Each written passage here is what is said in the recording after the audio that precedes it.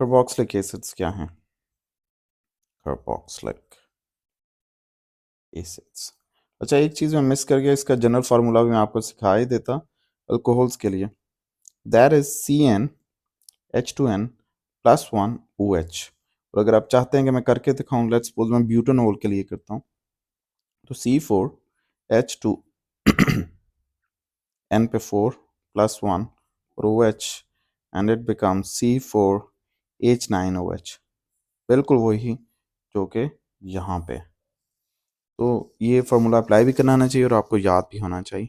Carboxylic acid का जो general formula that is CnH2n plus one COOH।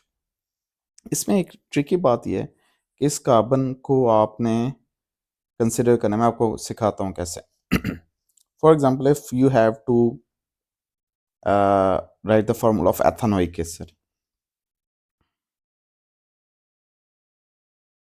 Ethanoic acid, ethanoic, etha means two. तो बच्चे की ख्वाहिश होती है कि सर मैं इस ये जो ये वाला एन है इस जगह टू प्लग इन कर दूं, इस जगह भी टू प्लग इन कर दूं। तो ऐसा नहीं करना। ये एक कार्बन है और एक कार्बन ऑलरेडी ये है। तो आप फिर क्या करेंगे बेटे, आप इसमें वन ही प्लग इन करेंगे, क्योंकि ये कार्बन तो ऑलरेडी कंसिडर हो चुका हुआ है। मैं आपको करके दिखा, C1H2 प्लस वन और COH। फॉर्मूला क्या बनेगा? CH3COOH। प्रोपेनोइक एसिड के लिए क्या करेंगे? हाँ, एक चीज़ जो शायद मैं बताना भूल गया हूँ, यहाँ का फंक्शनल ग्रुप है दिस वन COOH। इसको लिखा कैसे जाता है? COOH। और ये इधर से ये किसी भी अल्काइल के साथ जुड़ जाता है, जैसे एथेनोइक एसिड में ये CH3 के साथ जुड़ा है। अगर प्रोपेनोइक एसिड होएगा तो ये C2H5 के साथ जुड़ जाएगा। मैं आपको करके दिखाता हूँ। प्रोपेनोइक एसिड है, बच्चे के जहन में आता है कि 3 कार्बन, बट आपने क्या करना है, एक कार्बन तो ऑलरेडी कंज्यूम हो चुका है COH के फंक्शनल ग्रुप में, तो बाकी रह गए 2। 3 में से एक ऑलरेडी COH के अंदर आपने कंसिडर करना है और बाकी फार्मूले में प्लग इन कर देना है। तो 2 रह गए, CnH2n प्लस वन। तो आप क्या करोगे? C2H2 टू प्लस वन और COOH। तो अगर आप आंसर देखोगे, आंसर आएगा C2H5COOH and that is your propanoic acid. और बेटा अगर इसका स्ट्रक्चर बनाना है C2H5, पहले पहले एथेनोइक का बना लेते हैं क्योंकि सबसे ज़्यादा। अच्छा, ये फार्मूला याद ही कर लें एथेनोइक एसिड का, CH3COOH। तो आपने कैसे करना है? CH3, पहला C डबल बॉन्ड O ऊपर करना है, फिर O और फिर H। This is how we are going to draw ethanoic acid. और अगर प्रोपेनोइक एसिड करेंगे, that is going with C2H5COOH। So आप पहले 2 कार्बन, 1 2 3 4 5, 5 हो गए, C2H5 हो गया, then becomes CO and then becomes OH. So that is how we are going to name these acids and how we're going to write their formula. और अगर condense structures बनाने हो तो it could be like CH3 CH2 COOH, इस तरह लिख देते हैं। इसके केस में तो मैंने लिख ही दिया। ए लेवल्स में जाके आपको ये ऐसे भी नज़र आता है, CH2 COOH इस तरह भी नज़र आ जाता है। तो इट कुड बी एनीवे। ये हो गया। और नेक्स्ट लेट मी सी। तो फिर लर्निंग, नेक्स्ट लर्निंग आउटकम जो है वो है नेमिंग से आपने पहचानना कैसे। लेट्स सपोज अगर ई एथ एन तो आपने कहना कि अल्केन है क्योंकि इसमें एन की आवाज। अगर इथीन है तो इट्स गोना बी, माइक चल रहा है कि नहीं चल रहा? चल रहा mic. It's gonna be alkene, CnH2n plus 2 CnH2n। ये वैसे मैं रिवाइज करने के लिए लिखता रहता हूँ ताकि आपको भूले ना। देन इट, अगर इथाइन है, इथाइन वैसे हमारे कोर्स का हिस्सा नहीं है, बट अब समहाउ चलो रहने ही देते हैं। Ethyne triple carbon to carbon करो तो देन इथाइन होता है, CnH2n-2, it becomes alkyne। खैर अगर अल्कोहल होगा तो वो क्या होगा, मैथानॉल, देन इट इज अल्कोहल। और एथानॉल, ओल आएगा इसके एंड पे, ठीक है, ओल आ रहा है तो अल्कोहल है।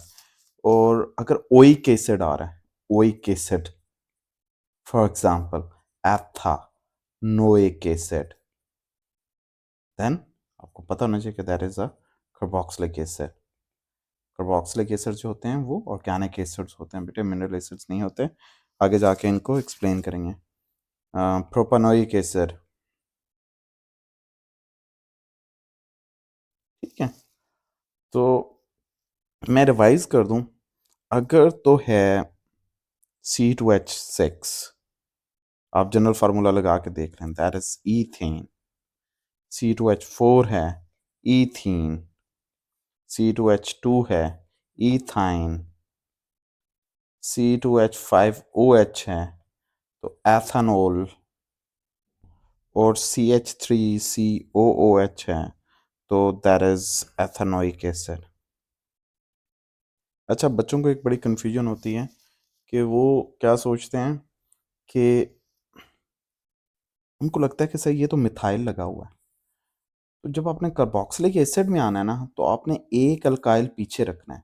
फॉर एग्जांपल मैं आपको एग्जांपल देता हूँ, मैं कहता हूँ पेंटानोइक एसिड,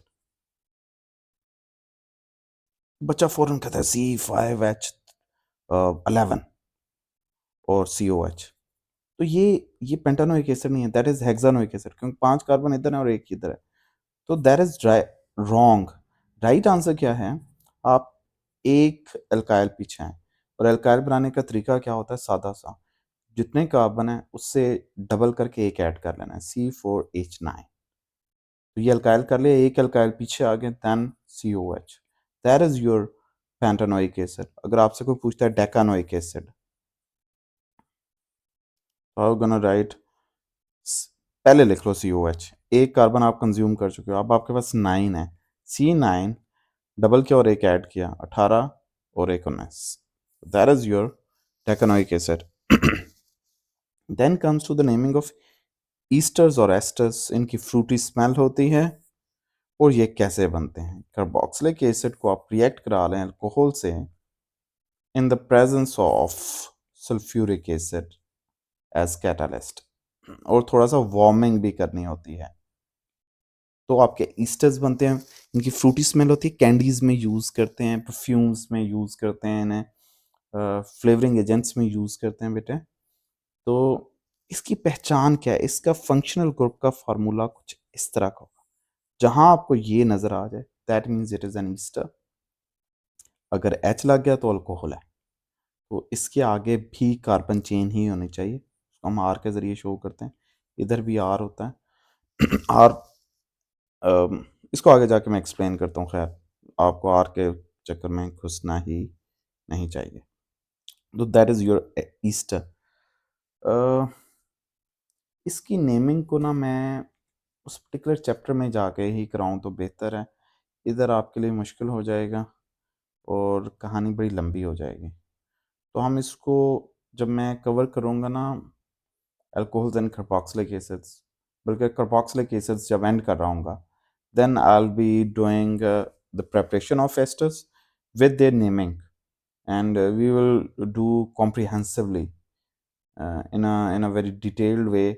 मैं नेमिंग भी करके दिखाऊंगा, उनके फॉर्मूलाए भी करके दिखाऊंगा, लेकिन हमारे कोर्स में सिर्फ 4 कार्बन तक के ईस्टर्स हैं, यानी उसका मतलब ये है कि एक कार्बन तो ये हो गया ना, तो इसके इस तरफ 3 कार्बन आ जाएं और इधर कुछ ना आए, ये सिचुएशन हो सकती है।